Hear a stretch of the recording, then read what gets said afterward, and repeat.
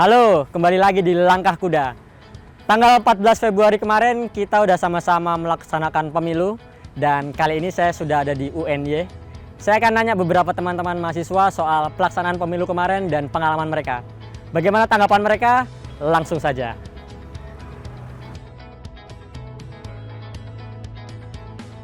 Kemarin ikut nyoblos apa enggak, Pak? Alhamdulillah ikut, Mas. Ikut. Oh, ikut nyoblos? Ikut dong, nyoblos ikut. Kalau aku sendiri ikutan nyoblos dong. Ikut. Kebetulan aku domisilinya di Jakarta dan aku mahasiswa semester akhir dan sekarang aku ada di Jogja, jadinya aku nggak ikut nyoblos karena belum sempat ngurus-ngurus dokumennya, suratnya gitu. Enggak, karena kemarin belum sempat ngurus berkasnya sih. Cuman kalau dilihat dari 3 paslon, aku termasuk orang yang mendukung gerakan 4 jari yang penting bukan asal 2. Puas nggak sih sama pemilu kemarin? 80% puas sih. Cukup kaget sih dengan perolehan sekitar 60% karena aku pikir dengan kampanye Anies Bubble terus tabrak Prof itu aku pikir bisa cukup menyeimbangkan lah. Kalau aku sih puas ya Mas, soalnya kayak ya udah menyerahkan semuanya. Kayaknya juga KPPS ini udah berjuang mati-matian, jadi kalau aku sih percaya sama hasilnya. Nggak puas sih ya, tapi kalau aku ngelihat dari proses sebelum-sebelumnya kayaknya ya untuk menang pun juga sulit sih jagoanku.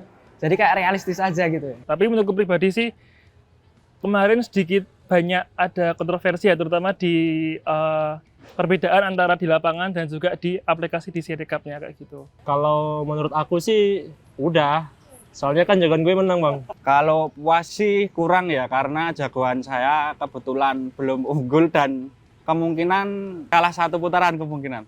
Alhamdulillah hasilnya sangat memuaskan sih bagi saya. Berarti pemilu kali ini sudah jujur dan adil atau?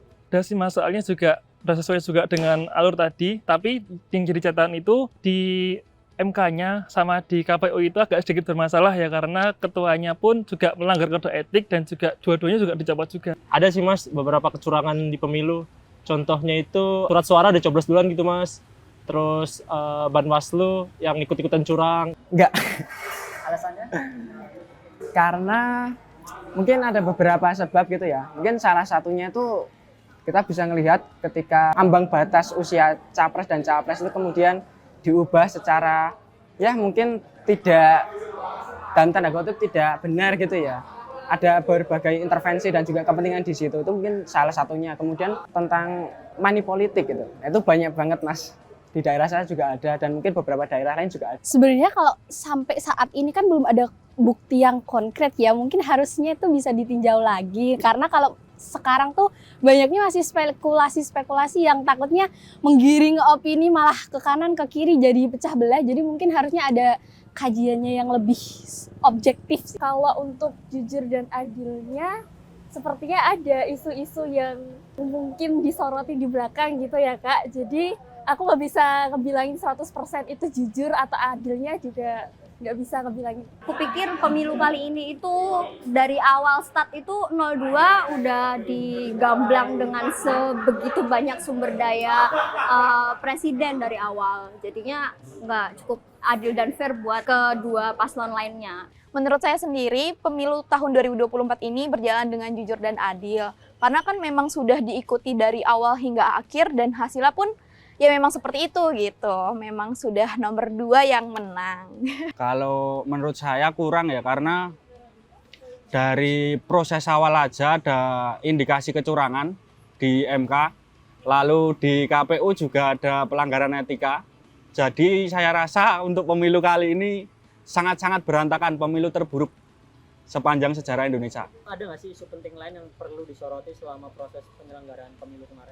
Isu penting yang disorotin itu hasil dari perhitungan suaranya itu loh Kak. Soalnya aku dengar dari beberapa media juga itu untuk pengumpulan hasil suaranya itu terjadi kayak kecurangan dalam sistem gitu. Kalau dilihat dari perdebatan capres dan cawapres sih, aku melihat isu perempuan ya yang nggak cukup banyak dibahas.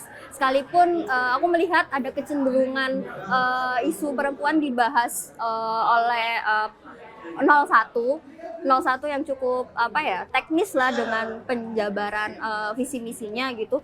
Cuman pada akhirnya aku nggak melihat keseluruhan isu perempuan yang dicakup, apalagi 02 bilang kalau ada perempuan yang kena kekerasan seksual dikasih makan, itu kan akhirnya jadi mempertanyakan ya. Menurut aku yang penting itu kayaknya ini ya, fans dari masing-masing paslon. Soalnya menurut aku malah kita boleh kayak berpihak ke salah satu paslon, tapi jangan malah saling menyerang. Soalnya kayak gitu kan takutnya malah tambah memecah belah kita semua. Tentang bagaimana ketegasan penyelenggara pemilu ya, itu dalam hal ini KPU dan juga mungkin Bawaslu, yang saya lihat tuh sebenarnya banyak beberapa pelanggaran gitu, tapi kok ini kan geraknya tuh nggak satset sih gitu. Dan mungkin yang terakhir tuh kayak DKPP ya, tentang vonis salah gitu terhadap ketua KPU Hasyim Asyari, itu yang itu ada peringatan keras gitu, tapi itu justru menjelang pemilihan gitu, kayak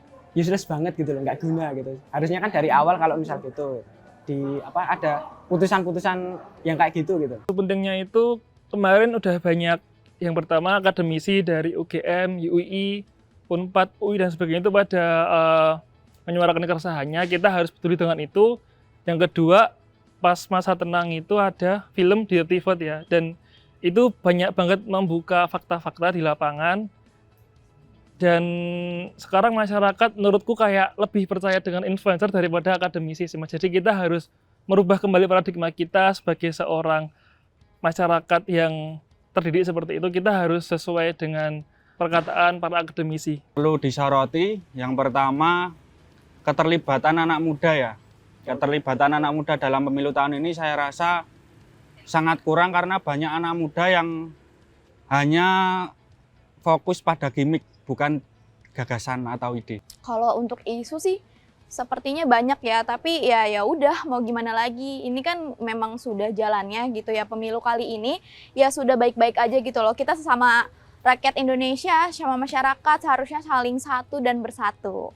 Kan hasil Pilpres itu udah keluar ya, menurut Quickcon ya? Ya, betul. Tanggapannya gimana, Mas? Untuk semua pendukung 01, 02, 03, kita harus terima apapun hasilnya. Keputusan kan ada di KPU nih. Terus real count kan baru beberapa persen, mungkin belum sampai 90%. Saya harap untuk saudara-saudara semua tetap damai.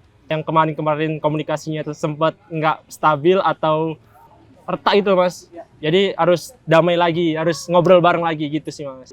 Antara percaya atau enggak sih, waktu meskipun aku nggak nyoblos, aku pernah sempat ngikutin sih hasil pemilu di websitenya, dan aku berharap kalau Anies dan Ganjar naik dikit-dikit, tapi ternyata sampai sekarang pun kayaknya sekitar 60-70% masih didominasi oleh 02 ya, karena bagiku isu yang dibawa oleh 02 itu udah banyak ketimpangan dan carut marut lah di bidang hukum dan HAM terutama. Jadi untuk memikirkan 5 tahun ke depan tuh akhirnya berat sih, akan gimana dengan pemerintahan 02 gitu. Tanggapan aku sih kalau cuma satu putaran tuh kayak kurang seru gitu loh, Kak. Jadi menurut aku mendingan kita tunggu sampai hasil real count-nya itu keluar gitu. Hasil Quickcon ya sebenarnya agak shock sih ya. Agak shock karena jagoan saya kalah, dan untuk persentasenya ya itu jauh banget, Mas. Itu kayak kok bisa gini gitu ya. Mungkin kayak nggak percaya gimana gitu. Siapapun yang jadi akhirnya calon presiden ataupun wakil presidennya, ya diharapkan kita tetap bisa bersatu lagi, karena ya gimana pun itu final decision-nya. Ada hasil realnya dan memang yang paling tinggi 02, dan ya berarti sesuai sih, Mas, tapi agak sedikit kurang serak juga. Tadi saya ada penggelembungan suara kayak gitu-gitu. Ya terlepas dari kubu yang mana, tapi juga masing-masing juga ada yang menggelembung dan juga ada dicoblos masing-masing gitu kan, di luar negeri terutama. Kalau saya masih menunggu hasil resmi dari KPU, yang meski kemungkinan kecil untuk unggul, tapi kita hargai dulu keputusan dari KPU. Sebelum keputusan KPU keluar, alangkah baiknya tidak membuat deklarasi atau apapun yang merasa diunggulkan dulu. sejauh mana kamu optimis dengan jalannya pemerintahan ke depan? Ya, sebenarnya berdoa aja sih, semoga amanah aja sih ya. Nggak ngarap tinggi-tinggi aku. Yang penting sesuai janjinya kemarin dia realisasikan dan intinya kebebasan itu tetap dijaga.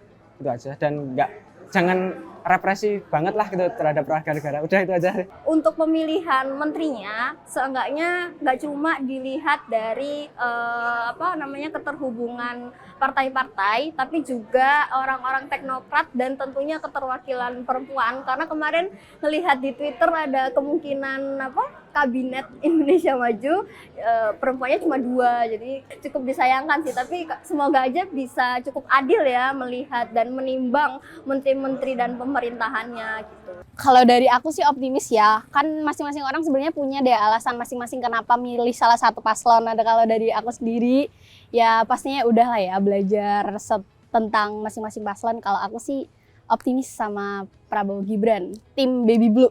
Kalau optimis itu nggak semuanya optimis gitu ya, nggak seluruhnya aku optimis, cuman ya melihat sepak terjangnya dari Gibran itu dibanding dengan calon-calon yang lain itu masih kurang, jadi nggak sepenuhnya optimis.